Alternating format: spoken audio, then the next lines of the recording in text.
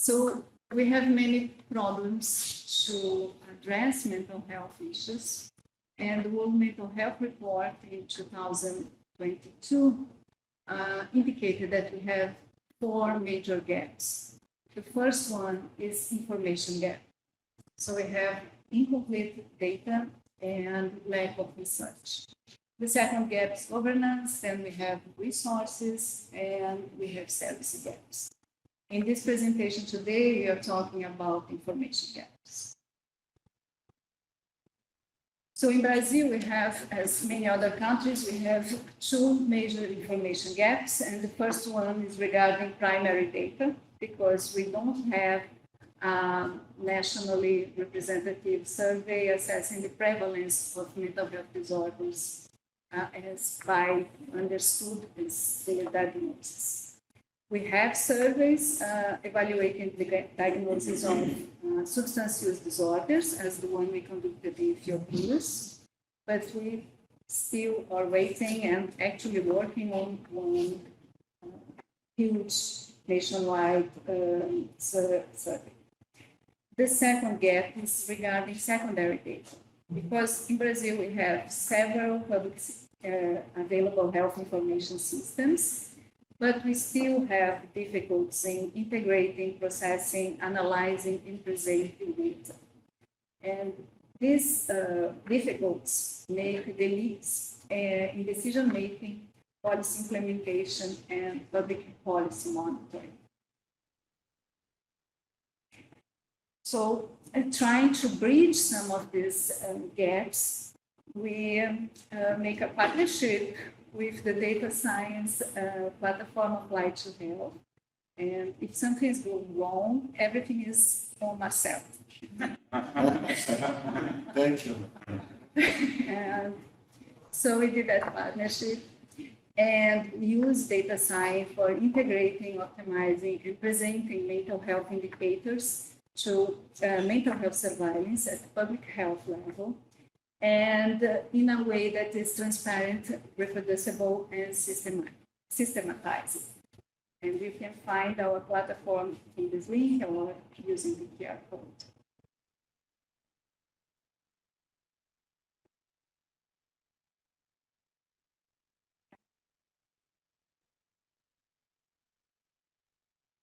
So how we did how we constructed the platform?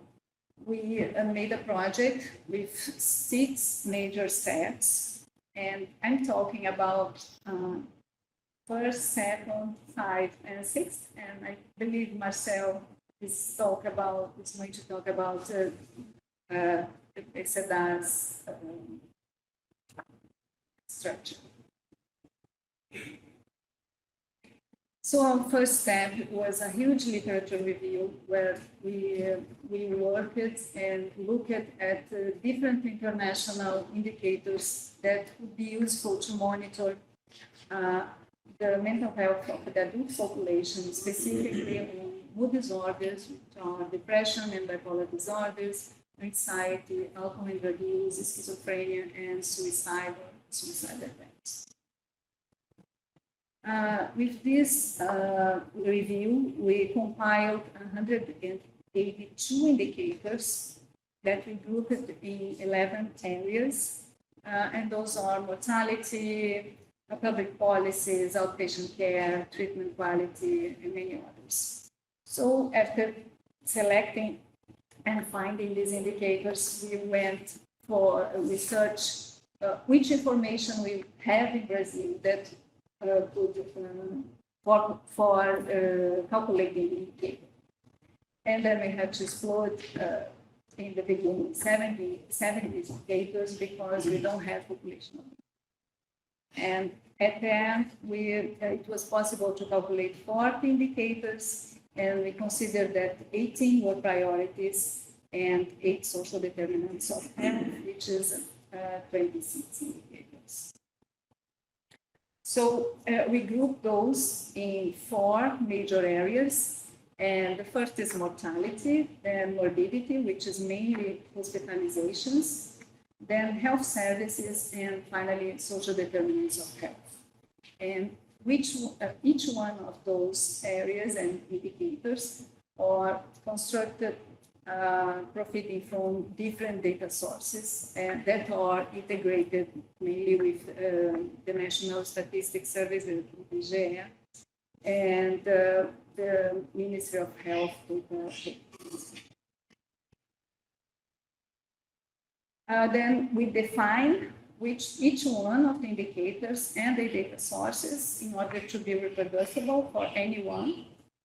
And then PCDAS worked in those definitions, structuring the data sets and calculating the indicators. And you'll see how they do that in another presentation.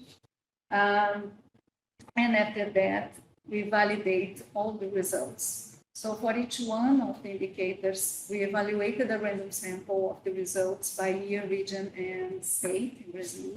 And we evaluated the crude and age-adjusted rates. And then we compared with literature and estimated from other available panels when they were available. So I'll give an example like suicide mortality rates. And we know from the literature that suicides are more frequent among men and the elderly, so we expect that our data reflect those information. And we do have these rates calculated in Brazil, and it would be the easiest to validate. So it's not so good, but this is our result when we can see that in 2019 we have 6.4 deaths by suicide per 100,000 inhabitants, which is the same result that we can find in this panel from PAHO. And it's also the same result from this published article in Lancet last year.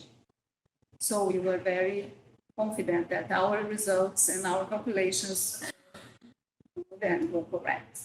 And we did that for all the other indicators.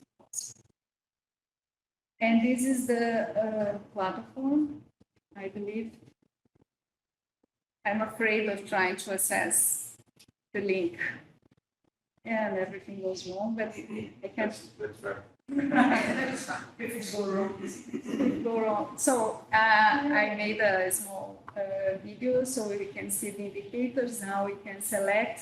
I'm selecting mortality rates. And the interesting part is that the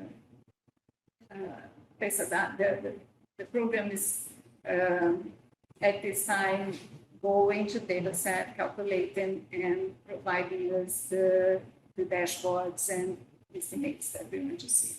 So here we can see the crude odds ratio by region and state. I'm selecting, I included by especially for melanoma. And unfortunately, we can see that suicide trends are increasing over the time in Brazil. And then we can see it by sex and by age bracket. And we can select, of course, the region and the year.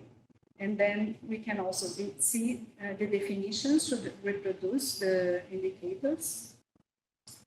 And another way to visualize the data, and now I'm selecting the social determinants of health, is an annual snapshot. Then I can select 1 year, in this case is 2023. And in this panel specifically, we included all the social determinants of health that we consider relevant at this point. And we can see them by, in the bars we can see by region, and in the map we can see them by state, and we can select which one we are going to see. I believe here is an employment rate. And here we can see all the numbers. And I believe this is the end.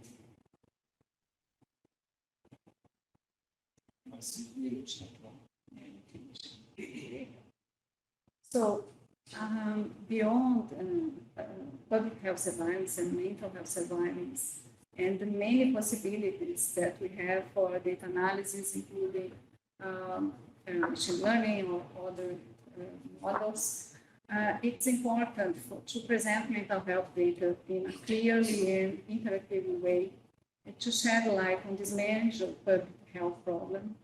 But it is still stigmatized and underfunded. Additionally, in this age of disinformation, ensuring access to reliable scientific information is more important than ever.